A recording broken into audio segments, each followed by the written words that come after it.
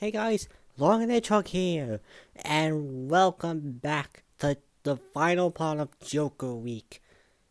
This is the final part of the Joker Week, and one more film to review that has, of course, Mr. J in it.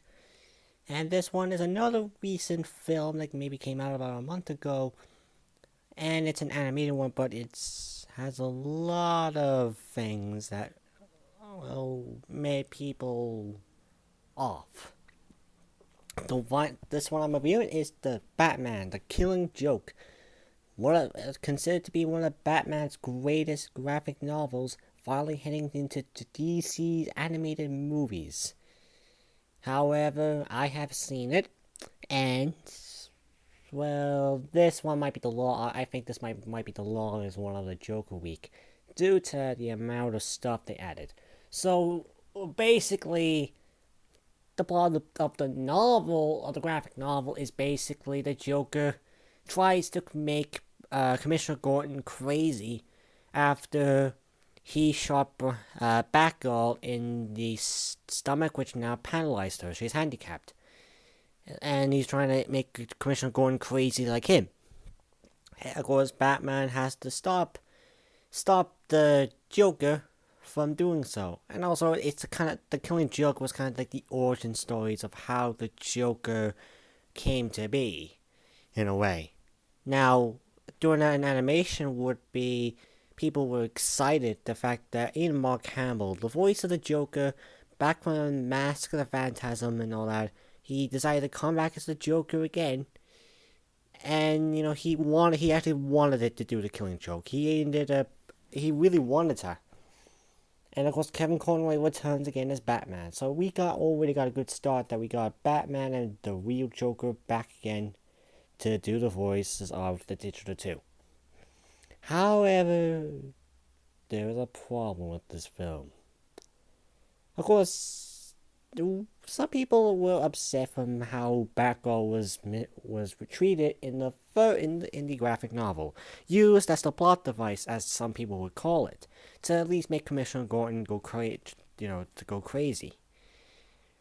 So DC, I think I heard this Bruce Timmer or something like that.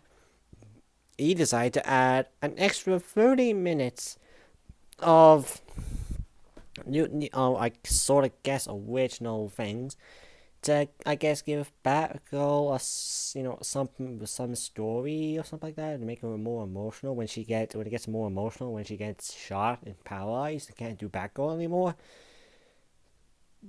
There's a problem with this. Number one is that this has nothing to do with the rest of the film. This part should have been, if you're going to make, I heard that basically if they did the Killing Joke like on the novel, it would only be like 40 something minutes. Not like a TV, like the usual hour 70-minute mark, but come on, was this really the best you can do? Was this really the best you can do?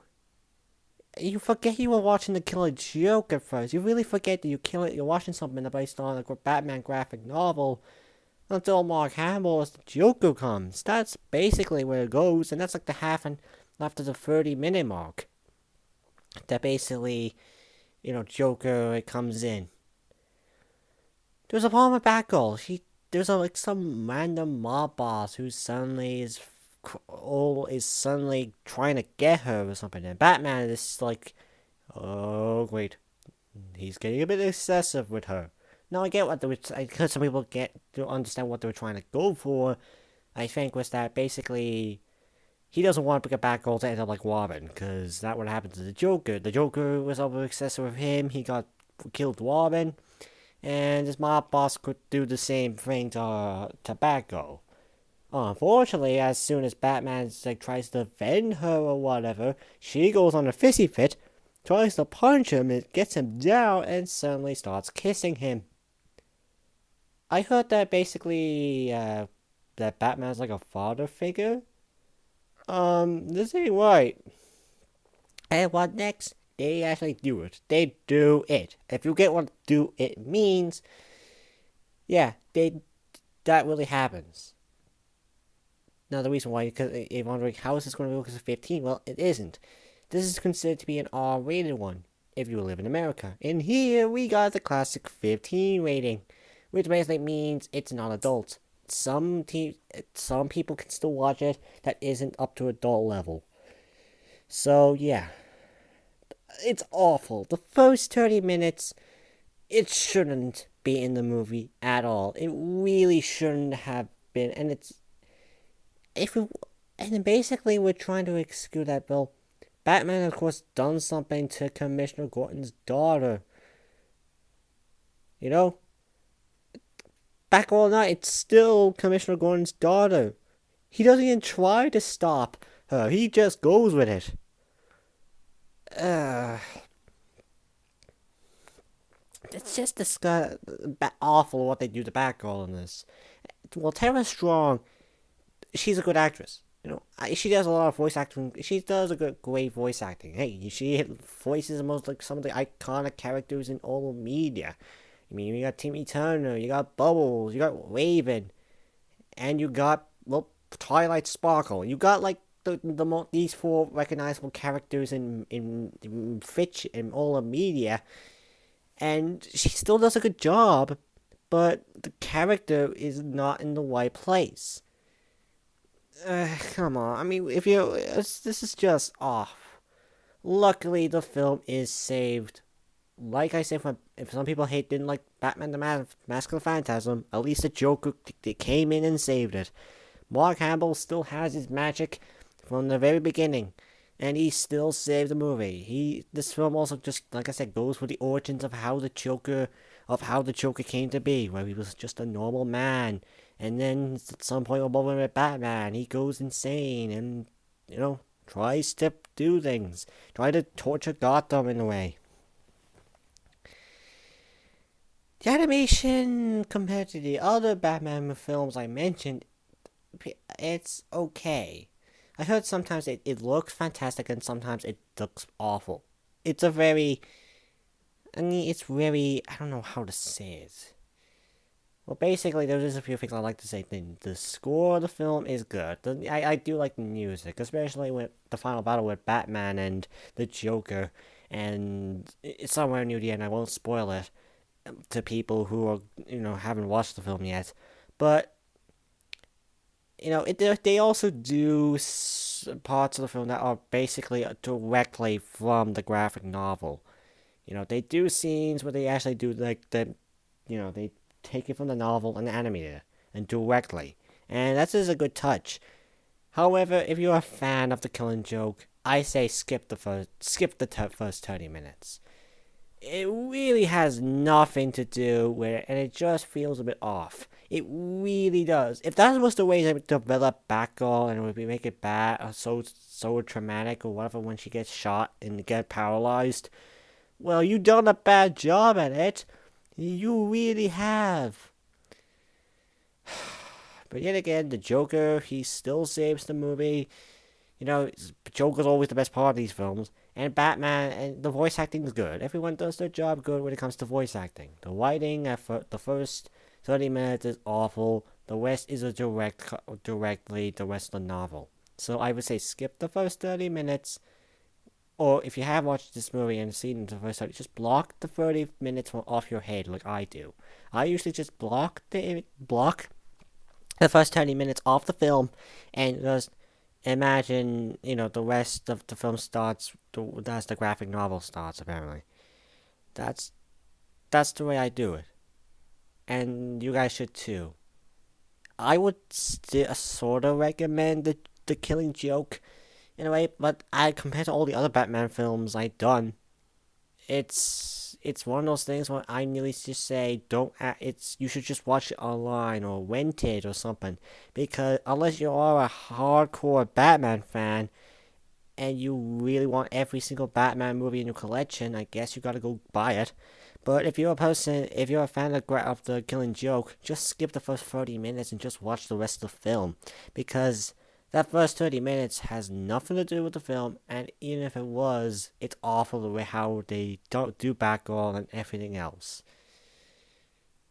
So I say really just rent it or watch it online, but skip the first 30 minutes. It'd be a short one, but hey, it saves you. It'll save you from the amount of bad stuff the first 30 minutes has done. Well, that's really it for Joker Week. I admit this was a fun thing to do. It was a fun thing to do to basically just know how popular the Jokers has gone with. With Suicide Squad, with this film. I kind of thought about it and just like, you know what? I had to. I had to do at least a week of the Joker. It was fun to do. Especially it gets me out more review stuff, things, it's not like a Simpsons Tap Out event or anything where that's all I used to do. Or events besides the Beavis and Butthead Do America. That was only it. I will be trying my best to do other reviews that isn't Simpsons Tap Out updates or something else. But so now, this is the end of Joker Week. I hope you guys do like this Joker Week, and I might do some other similar type of, week of some things like this at times. I don't know. It depends.